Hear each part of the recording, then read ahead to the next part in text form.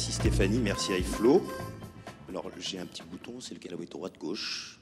Alors donc quand je suis rentré aux Beaux-Arts, je ne savais pas ce que je voulais faire, mais je savais ce que je ne voulais pas faire. C'est d'ailleurs un grand texte, je ne voulais pas qu'il y ait des grands textes. Et donc j'ai regardé mes origines, et donc moi mes origines c'est l'Afrique et la France. Première fresque, 1999. C'est la quintessence de mon travail. Je reviens du Népal. J'ai vu des mandalas. Là, on est sur du fusain. Et il faut bien y penser. C'est 90% de dessin, mais 10% de sculpture. Et je vais vous parler des 10% des sculptures, parce que le dessin, je m'en charge. C'est un travail de longue haleine, ça prend du temps et c'est un travail très agréable à faire, mais ça me regarde. Et au fur et à mesure, le dessin évolue, mais ce qui m'intéresse, c'est de trouver un socle, c'est de trouver une histoire. Et mon jardin ne fonctionne que si j'écoute d'abord. C'est d'abord un grand travail d'écoute. Et ce qu'on voit ici, c'est donc la quintessence, l'origine de mon travail, c'est de dessiner sur les volumes. Donc il faut considérer que c'est pas trop du dessin plus que de la sculpture. Donc là, on a un travail avec des architectes, on est un dessin à la main, ici, on est sur cet étage, à Opéra, un hôtel qui s'appelle l'hôtel Chess, et l'autre, on est dans une rue, à Paris aussi, la rue des Poissonniers, et on va rentrer dans cette histoire où à chaque fois je cherche une histoire, donc on m'a dit rue des Poissonniers, qu'est-ce que vous présentez?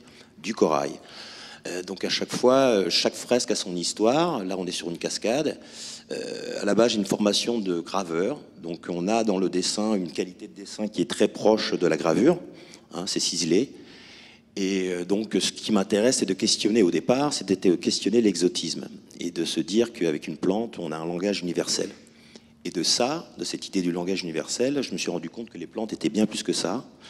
Et ça m'a apporté beaucoup d'humilité. L'humilité, c'est-à-dire d'écouter d'abord avant de faire. Et donc, il faut savoir que c'est un travail qui est assez physique, que je recherche aussi, c'est lié à la sculpture, hein, donc il faut qu'il y ait de la transpiration et aussi de l'esprit, un peu des deux, et c'est là-dedans que mon travail se construit. Là, on a des champignons que j'ai fait, donc on est toujours sur de la sculpture, nous sommes à Bordeaux, et je suis dans une scierie et je vais récolter tous les bois précieux qui doivent aller normalement dans les Antilles, qui viennent des Antilles. Et je prends tous les nœuds et tous les bois précieux pour en faire une exposition de champignons. Donc on est toujours sur du bas-relief et toujours sur du végétal, toujours lié à la nature et à la sculpture. Et donc c'est mon lien entre le dessin et la sculpture. C'est un champignon qui est comestible d'ailleurs, hein. Et pour les menuisiers, donc la fistuline, qui est son nom, lorsque la fistuline s'intègre dans l'arbre, il rend le bois rouge, et c'est un bois qui est très recherché par les ébénistes. Là, on a un travail de latte de bois, effectivement, que je fais aussi en petit, parce que je fais beaucoup d'entraînement. Il faut savoir que je fais tout au mètre carré, que ça va faire, donc depuis 99 jusqu'à maintenant aujourd'hui, ça va faire donc du coup 21 ans que je fais ce travail-là, et j'en suis à 3 hectares de dessin, de jardin.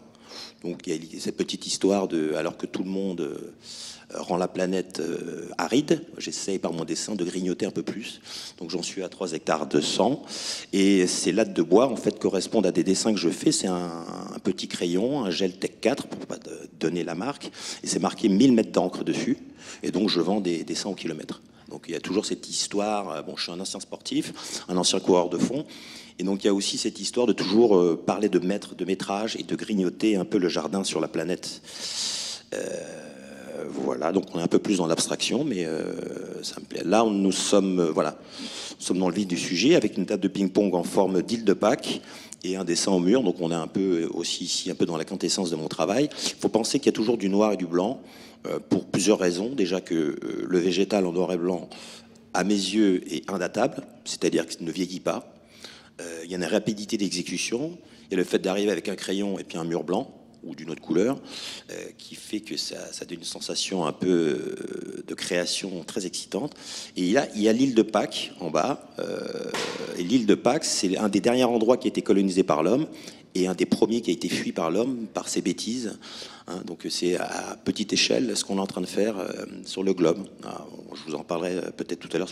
Mais bon, enfin bref, ils ont éradiqué toute leur végétation pour faire leur culture. Donc tout mon travail est lié entre le pays et le paysage. Hein.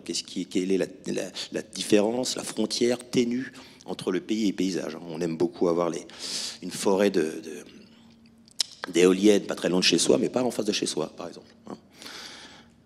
Donc là, c'est moi en train de dessiner. Bon, c'est ce rapport un peu à la kinésie. Hein. C'est quelque chose que je répète chez moi. Et lorsque j'arrive sur les murs, non, je sais quand le geste est bon. Il n'y a pas beaucoup de perspectives, d'ailleurs il n'y en a pas. Tout est dans la courbe et la contre-courbe du geste et du corps.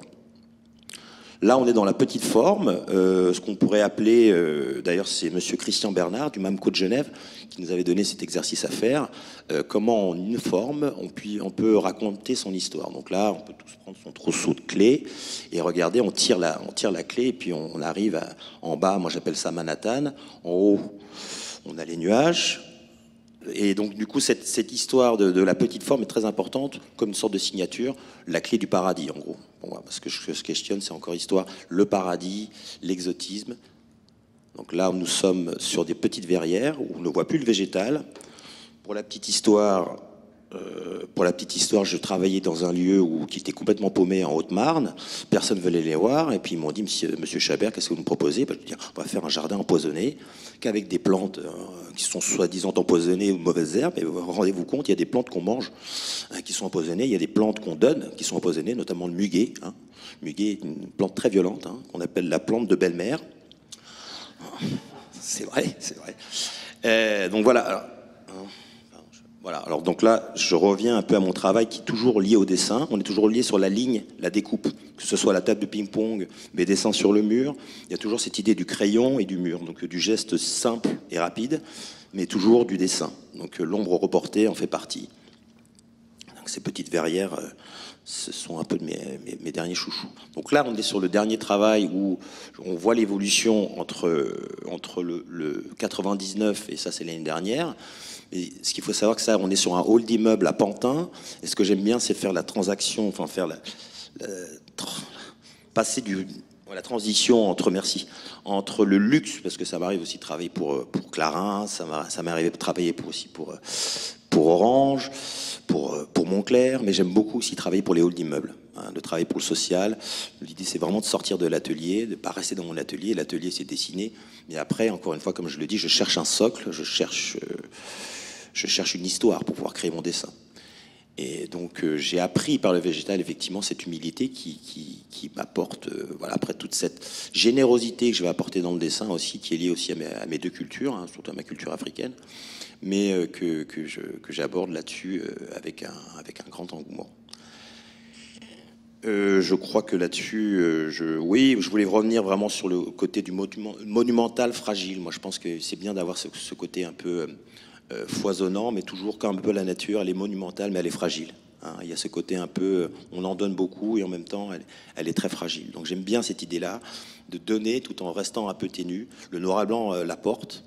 Et bon, c'est cet orgueil d'artiste qui est un peu redescendu, un peu comme une douche froide, par l'humilité de la végétation, de la nature, qui nous permet de rester un peu en deçà. Et puis j'avais une petite phrase, j'ai parlé un peu de la ligne de la frontière, du pays du paysage, mais j'ai une phrase vraiment que j'aime beaucoup qui parle du pays du paysage. C'est une phrase d'Oscar Wilde qui parle de la brume de Londres. Donc, vous voyez cette petite brume de Londres qu'on trouve un peu partout d'ailleurs. Il dit que c'est un effet à saisir pour les gens de culture et un rhume à attraper pour ceux qui n'en ont pas. Et donc je trouve que ça résume assez bien cette idée qu'on a du pays, du paysage, de comment on vit dedans. Donc voilà, je sais pas combien j'en suis là, j'en suis peut-être à 5 minutes, même pas, je sais pas regarder. Mais donc voilà, mais cette table de ping-pong, vous allez voir, c'est la table de Macao, j'en suis à 9 minutes 12. La table que vous allez voir, c'est la table de Macao, on va pouvoir jouer dessus, et puis je vais pouvoir donner plus d'exemples sur mon travail d'artiste, mais encore une fois, c'est un travail qui est tourné vers les autres. Donc voilà. Merci à vous.